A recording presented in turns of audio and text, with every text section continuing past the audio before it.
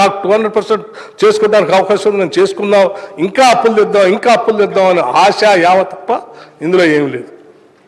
ఈ యావ నుంచి రాష్ట్రాన్ని కాపాడకపోతే చాలా ప్రమాదంలో పడతాం. కాబట్టి ఏం చేశాం అధ్యక్ష, మీరు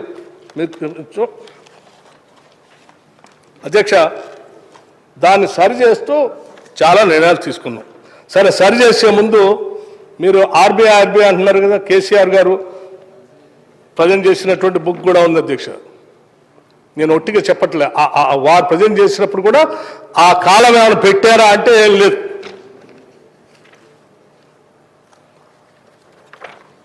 అధ్యక్ష అందులో వాళ్ళు ఉన్నట్టు చూపించారు. అప్పుడు ఎంత 77,314 కోట్లు బడ్జెట్ బుక్లో. RBI also shown the same. మన బడ్జెట్ బుక్లో ఏం చూపిస్తే కె చంద్రశేఖరరావు గారు ఉన్నప్పుడు ఈ గ్యారంటీస్ మీద 2019-20కి సంబంధించి ఏది ఇస్తే అదే ప్రింట్ చేశారు. ఆ తర్వాత ఈ ఇయర్లో మీరు ఏది ఇస్తే అదే ప్రింట్ చేశారు. దాన్ని తీసుకొచ్చి మళ్ళీ ఆర్బీఐ ఎట్లా చూపించింది, మీరు అన్ని తప్పుడు సమాచారం ఇస్తున్నారు సభకనంటే, తప్పుడు సమాచారం ఇచ్చింది మేమా మీరా? మీరు కదా అధ్యక్ష. మీరు ఇంకో చూడండి,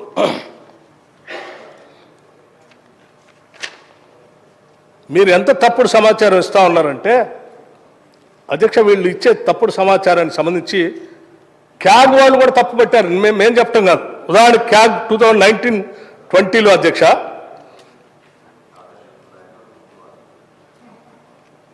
however it has not quantified the exact quantum of such borrowings in any of the budget, or did it provide specific disclosure relating to the entities through which it planned to channelize extra budgetary resources.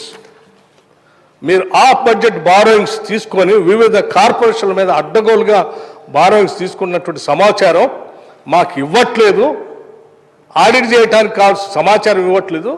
However మేమే ఆ corporation ఈ corporation మాకున్న సమాచారం తెలుసుకొని మేము ఆడిట్లో చూపిస్తూ ఉన్నాం. ఇది కరెక్ట్ కాదని వాళ్ళు 2019-20 ఆడిట్ రిపోర్ట్లో స్పష్టంగా ఐటమ్ నెంబర్ 4 సిఏజీ రిపోర్ట్లో స్పష్టంగా చెప్పారు అధ్యక్ష. వీరితో పాటు అధ్యక్ష ఇంకోటి కూడా ఉంది. గవర్నమెంట్ ఆఫ్ ఇండియా కూడా చెప్పింది.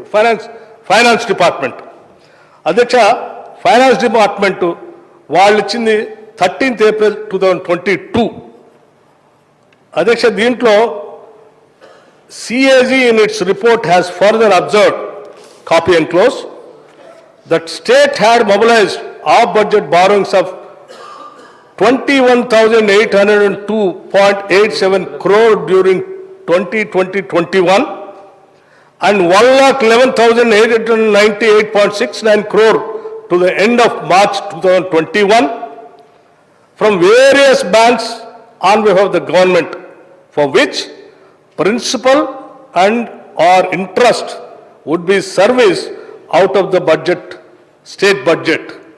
However, the state has furnished nil information in the annexure 6 of the letter.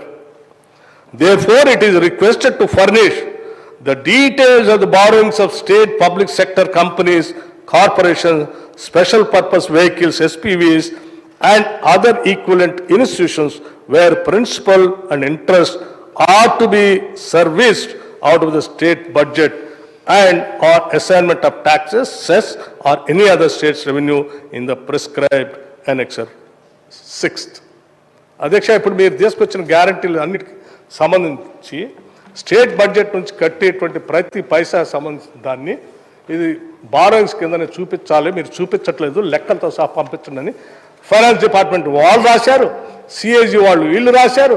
ఇవన్నీ రాసిన తర్వాత చూపిస్తే ఈ వాస్తవాలు బయటకు వస్తే మళ్ళీ ఇంకా అప్పులు తెచ్చుకోవడానికి ఏమైనా ఇబ్బంది వస్తుందేమో అని కొత్త కాలాన్ని ఎతికి అందులో అవుట్ స్టాండింగ్ ఏంటి, దీనిలో ఆ కాలంలో నాకు రిస్క్ ఓన్లీ 5% అని తగ్గించి చూపించి ఆ చూపించిన దాన్ని ఆర్బీఐ ప్రింట్ చేస్తే మళ్ళీ దాన్ని తీసుకొని వచ్చి మళ్ళీ చూపిస్తాం.